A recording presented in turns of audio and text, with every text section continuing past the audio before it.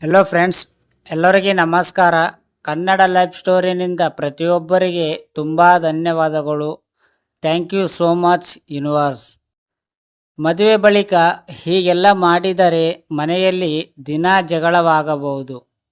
ಜೀವನದಲ್ಲಿ ಪ್ರತಿಯೊಂದು ಜವಾಬ್ದಾರಿಯು ಹೊಸತವಾಗಿರುವುದು.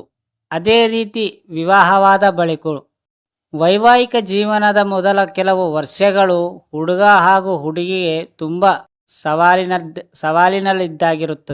ಸವಾಲಿನದ್ದಾಗಿರುವುದು. ಆರಂಭದ ಕೆಲವು ವರ್ಷಗಳ ತುಂಬ ಖುಷಿ ನೀಡುವುದಾದರೂ ಇದರ ಬಳಿಕ ಹಲವಾರು ಬಗೆಯ ಸವಾಲುಗಳು ಎದುರಾಗಬಹುದು. ಹೀಗಾಗಿ ಸಂಗಾತಿಯ ಜೊತೆಗೆ ಹೊಂದಿಕೊಳ್ಳುವುದು ಮತ್ತು ಅವರ ನಿರೀಕ್ಷೆಗಳನ್ನು ಪೂರೈಸುವುದು ದೊಡ್ಡ ಸವಾಲಾಗಿ ಕಾಡುವುದು. ವಿವಾಹವಾದ ಆರಂಭದ ಕೆಲವು ದಿನಗಳಲ್ಲಿ ವರ ಹಾಗೂ ವಧು ಕೆಲವೊಂದು ತಪ್ಪುಗಳನ್ನು ಮಾಡಬಾರದು. ಇಂತಹ ತಪ್ಪುಗಳು ಯಾವುದು ಎಂದು ಹೀಗೆ ತಿಳಿಬೇಕಿದ್ದರೆ ನೀವು ಪೂರ್ತಿಯಾಗಿ ಕೇಳಿ, ಆವಾಗಲೇ ನಿಮಗೆ ಅರ್ಥವಾಗುತ್ತೆ. ಹೊಂದಾಣಿಕೆ ಮಾಡಿಕೊಳ್ಳಬೇಕು ಎಂದು ಪ್ರತಿಯೊಬ್ಬ ಹೇಳುವಾಗ ಇವರೇನು ಹೊಂದಾಣಿಕೆ ಮಾಡಬಾರದು ಎಂದು ಹೇಳುತ್ತಿರುವುದು ಎಂದು ಅನಿಸಬಹುದು. ಆದರೆ ನಿಮಗೆ ಇಷ್ಟವಿಲ್ಲದೆ ಇರುವಂತಹ ವಿಚಾರದಲ್ಲಿ ಹೊಂದಾಣಿಕೆ ಮಾಡಿಕೊಳ್ಳುವುದು ಸರಿಯಲ್ಲ.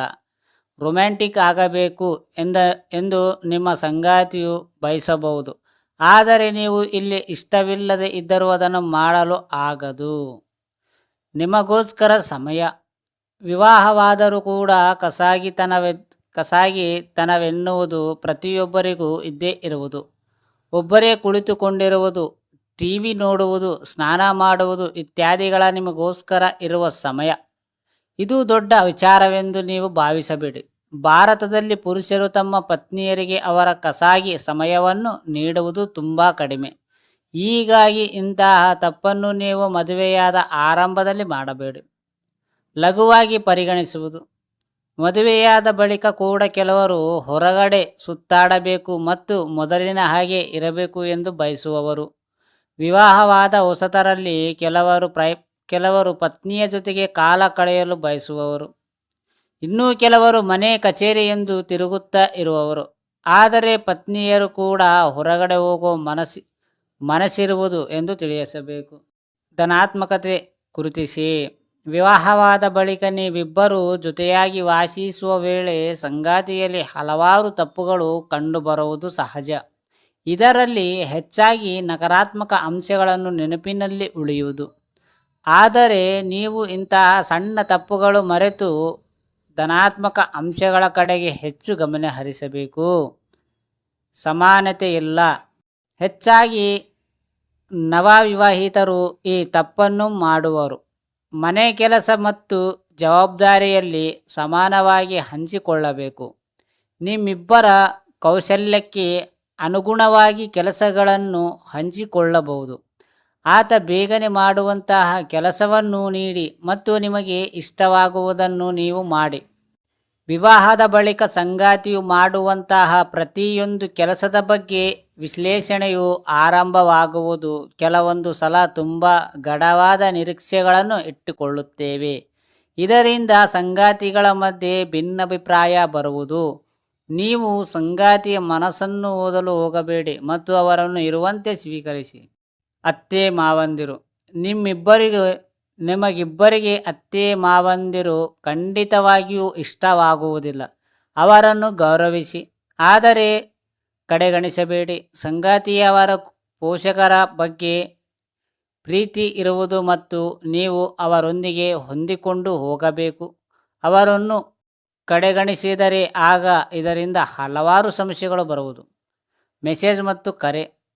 ಮದುವೆಯಾಗಿರುವ ಕಾರಣಕ್ಕಾಗಿ ನೀವಿಬ್ಬರು ನಿತ್ಯವೂ ಮಾತುಕತೆಯಲ್ಲಿ ತೋಡಾಗಿಕೊಳ್ಳಬಾರದು ಎಂದೇನಿಲ್ಲ. ನೀವು ಪರಸ್ಪರಗೆ ಹಾಗೂ ಮೆಸೇಜ್ ಮಾಡುತ್ತೀರಿ.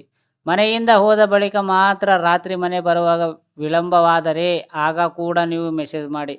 ಸಂಬಂಧದಲ್ಲಿ ಸಂವಹನವು ಅಗತ್ಯವಾಗಿರುವುದು. ಹೀಗಾಗಿ ನೀವು ಇಂತಹ ತಪ್ಪುಗಳನ್ನು ಕಡೆಗಣಿಸಿ. ಇದರಿಂದ ನೀವು ವೈವಾಹಿಕ ಜೀವನ ಸುಗಮವಾಗಿ ಇರುವುದು. ಒಬ್ಬರ ಮೇಲೆ ಒಬ್ಬರು ಗೂಬೆ ಕೂರಿಸುವ ಕೆಲಸ. ಬಹುತೇಕ ಸಂಬಂಧಗಳಲ್ಲಿ ಇದೊಂದು ಕೆಟ್ಟ ಹವ್ಯಾಸ ರೂಢಿಯಾಗಿರುತ್ತದೆ. ಏಕೆಂದರೆ ಇಬ್ಬರು ಸಂಗಾತಿಗಳ ನಡುವೆ ಕೇವಲ ಒಬ್ಬರ ಮೇಲೆ ಒಬ್ಬರು ಗೂಬೆ ಕೂರಿಸುವ ಕೆಲಸ ಮಾಡುತ್ತಾರೆ ವಿನಃ ತಮ್ಮ ತಪ್ಪುಗಳನ್ನು ಏನಿರಬಹುದು ಎಂಬುದನ್ನು ಯಾರೊಬ್ಬರೂ ಅರ್ಥ ಮಾಡಿಕೊಳ್ಳುವುದಿಲ್ಲ. ಕೇವಲ ನನ್ನದೇ ಸರಿ ಎಂಬುದು ಮಾತನಾಡಿ ತಮ್ಮ ಬಗ್ಗೆ ಇರುವ ಒಳ್ಳೆಯ ಭಾವನೆಯನ್ನು ತಾವಾಗಿಯೇ ಹಾಳು ಮಾಡಿಕೊಳ್ಳುತ್ತಾರೆ. ಹಾಗಾಗಿ ಗಂಡನ ಜೊತೆಗೆ ಹೆಂಡತಿ ಅಥವಾ ಹೆಂಡತಿಯ ಜೊತೆ ಗಂಡನ ಜಗಳ ಮಾಡುವ ಮುಂಚೆ ನೀವೇನು ಬುದ್ಧ ವೈರಿಗಳು ಎಂಬುದನ್ನು ನೆನಪಿನಲ್ಲಿಡಿ. ಮೊಬೈಲ್ ಫೋನ್ನಲ್ಲಿ ಬ್ಯುಸಿ. ಇಂದು ನಾವು ಪ್ರತಿಯೊಂದನ್ನು ಫೋನ್ನ ಮೂಲಕವೇ ಮಾಡುತ್ತೇವೆ. ಮನೆಗೆ ತರಬೇಕಾದ ಸಾಮಾನುಗಳನ್ನು ಹಿಡಿದು ವಿದ್ಯುತ್ ಬಿಲ್ ಪಾವತಿ ತನಕ ಪ್ರತಿಯೊಂದು ಕೂಡ ಫೋನ್ನಲ್ಲೇ ಹೋಗುವುದು. ಆದರೆ ಇದು ಸಂಬಂಧಕ್ಕೆ ಎಷ್ಟು ಒಳ್ಳೆಯದು ಎನ್ನುವ ಪ್ರಕ್ರಿಯೆ ಬರುವುದು ಮೊಬೈಲ್ನಿಂದಾಗ ಸಂಬಂಧದಲ್ಲಿ ಬಿರುಕು ಬೀಳುವ ಸಾಧ್ಯತೆ ಹೆಚ್ಚಾಗಿ ಇರುವುದು. ಹಣಕಾಸಿನ ವಿಚಾರದಲ್ಲಿ ಜಗಳ. ಕೆಲವೊಂದು ಸಲ ಹಣಕಾಸಿನ ವಿಚಾರ ಪತಿ ಪತ್ನಿಯ ಠಾಣೆ ಮೆಟ್ಟಲು ಏರುವುದು ಇದೆ. ಇಲ್ಲಿ ಹೆಚ್ಚಾಗಿ ಒಬ್ಬರಿಗೆ ಮತ್ತೊಬ್ಬರು ಮೋಸ ಮಾಡುವರು. ಮದುವೆ ಬಳಿಕ ಕೆಲವರು ಜಂಟಿ ಖಾತೆ ತಯಾರವರು.